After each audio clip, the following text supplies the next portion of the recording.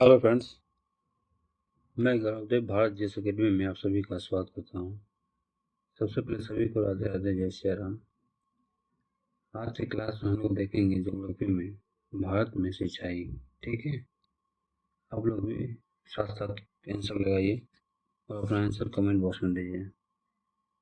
तो चलिए class start करते हैं। क्वेश्चन नंबर 1 से, भारत में सिंचाई परियोजना को कितने भागों में विभाजित किया गया है? तो 3 भागों में। वृहद सिंचाई परियोजना के अंतर्गत कितने हेक्टेयर से अधिक कृषि भूमि भूमि आती है? आपका 10,000 हेक्टेयर। मध्यम सिंचाई परियोजना के अंतर्गत कृषि योग्य भूमि का दायरा क्या है? ये आपका 2,000 से लेकर 10,000 हेक्टेयर के बीच में है। लघु सिंचाई परियोजना के अंतर्गत कितने हेक्टेयर से कम कृषि योग्य भूमि को शामिल किया गया है? लघु हेक्टेयर में आपका जो है ना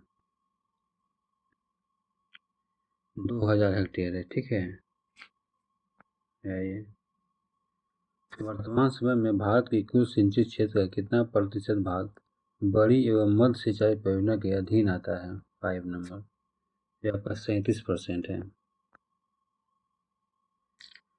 भारत के कुल सिंचित क्षेत्र का कितना प्रतिशत भाग छोटी यानी लघु सिंचाई योजना के अधीन है? तो 63%। भारत में सिंचाई का प्रमुख साधन कौन सा है जो कुल सिंचित भाग में सबसे बड़ा योगदान देता है? कुआं और नलकूप।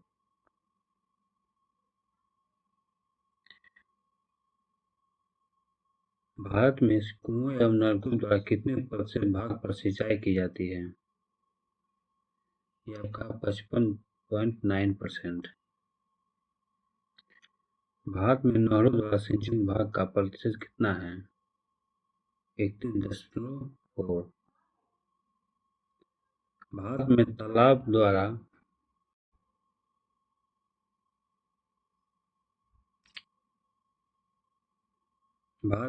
द्वारा कितने प्रतिशत भूभाग पर सिंचाई की सुविधा उपलब्ध है? 6.1%। अन्य स्रोतों द्वारा भारत में कितने प्रतिशत भाग पर सिंचित होता है? 6.6% में। विश्व का सर्वाधिक सिंचित क्षेत्र किस देश में पाया जाता है?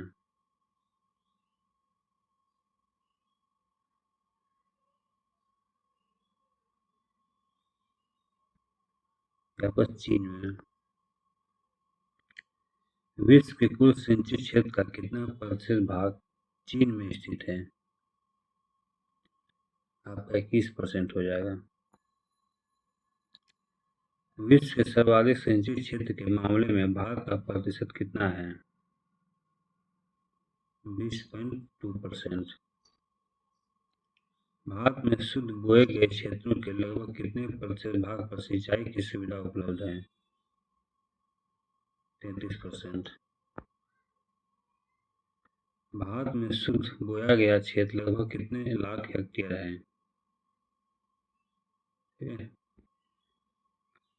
ये आपका है 1360 लाख हेक्टेयर। देश में सर्वाधिक नलकूप व पंपसेट किस राज्य में पाए जाते हैं?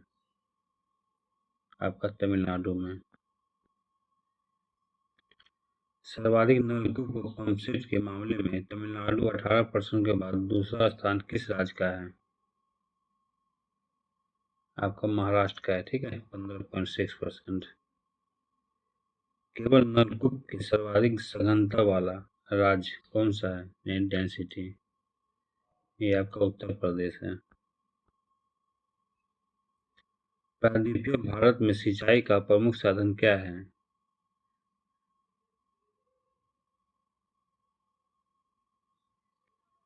ये आपका तालाब हो जाएगा। ठीक है, तालाब द्वारा सर्वाधिक सिंचाई भारत के किस राज्य में की जाती है? तमिलनाडु। दमन गंगा सिंचाई परियोजना किस नदी का पर कार्यरत है? दमन गंगा नदी पे। दमन गंगा परियोजना के तहत बना जलाशय गुजरात के किस जिले में स्थापित है? वलसाड। दमन गंगा परियोजना सिंचाई परियोजना किन राज्य एवं केंद्रशासित प्रदेश की संयुक्त परियोजना है? 24।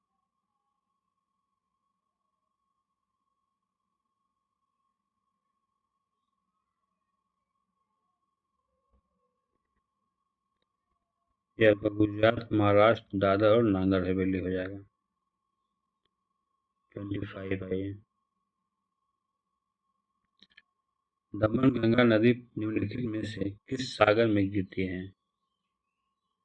ये अरब सागर में गिरती है। दमन गंगा नदी किन राज्यों से होकर बहती है? महाराष्ट्र और गुजरात। गिरना सिंचाई परियोजना किस राज्य में स्थापित की गई है?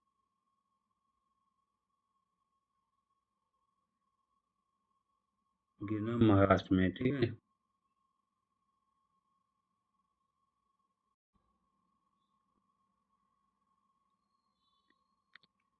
गिरना सिंचाई परियोजना महाराष्ट्र के किस जिले में स्थित है? यहाँ पर नासिक जिले में। 29 है ये। पंबा सिंचाई परियोजना किस राज्य में स्थित है? केरल में। पंबा सिंचाई परियोजना किस नदी पर स्थित है?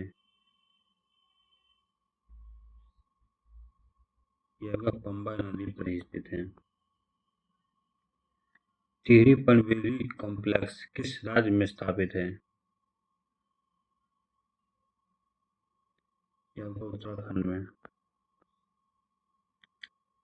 टिहरी पनवेली कॉम्प्लेक्स उत्तराखंड के किस स्थान के समीप है? यह टिहरी। टिहरी पनवेली कॉम्प्लेक्स किन नदियों के संगम पर स्थापित है? यह भागीरथी और भीलगंगा नदी पे है। टिहरी पनवेली कॉम्प्लेक्स से निम्नलिखित में से कौन से कार्य किए जाते हैं? सिंचाई, जल आपूर्ति तथा जल विद्युत उत्पादन। इंदिरा गांधी नहर को किस नदी से जल मिलता है? आपका सतलुज नदी से। भारत की सबसे लंबी सिंचाई नहर कौन सी है? इंदिरा गांधी नहर है। सारण सिंचाई नहर एवं त्रिवेणी नहर किस नदी से जल प्राप्त करता है? गंडक।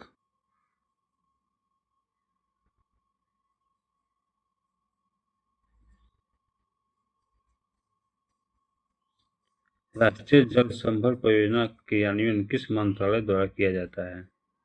आपका कृषि मंत्रालय। भारत में किस क्षेत्र में जल का उपयोग सर्वाधिक होता है? कृषि क्षेत्र में।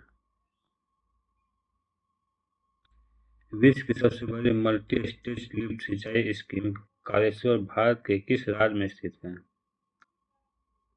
तेलंगाना में। कालेश्वर प्रोजेक्ट का लोकार्पण तेलंगाना के किस जिले के मेंडीगड्डा में किया गया है? यह जयशंकर भूपलपल्ली। कालेश्वर लिफ्ट सिंचाई परियोजना का लोकार्पण कब किया गया था? 21 जून 2019 को। 2019। कालेश्वर प्रोजेक्ट का लोकार्पण किसके द्वारा किया गया था? ये तेलंगाना के मुख्यमंत्री थे के चंद्रशेखर राव द्वारा।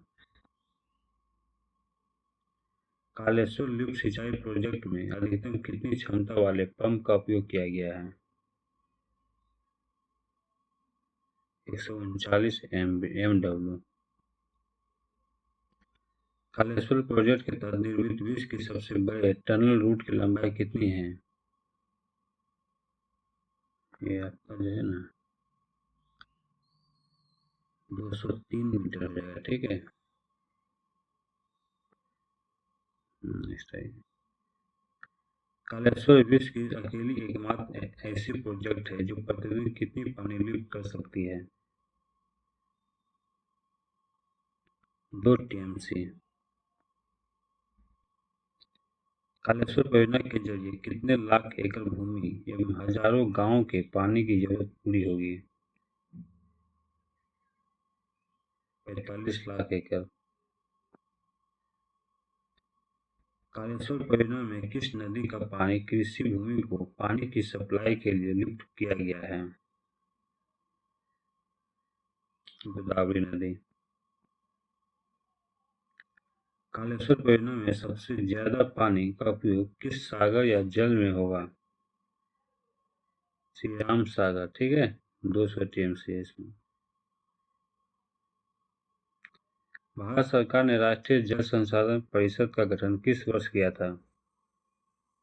1983 ईस्वी में। राष्ट्रीय जल संसाधन परिषद के अध्यक्ष कौन थे? भारत के प्रधानमंत्री। राष्ट्रीय जल संसाधन परिषद के उपाध्यक्ष कौन होते हैं? केंद्रीय जल मंत्री। ठीक है, राष्ट्रीय जल संसाधन परिषद का सचिव कौन होता है? यह आपका जल संसाधन मंत्रालय का सचिव होता है। तो फ्रेंड्स, ये था 53 एमसीक्यू जो हमें सभी एग्जाम के लिए महत्वपूर्ण साबित होने वाला है। ठीक है, खासकर बिहार में जहाँ से क्वेश्चन बहुत पूछा जाता है। चलिए मिलते हैं नेक्स्ट वीडियो में। जय हिंद, जय भारत।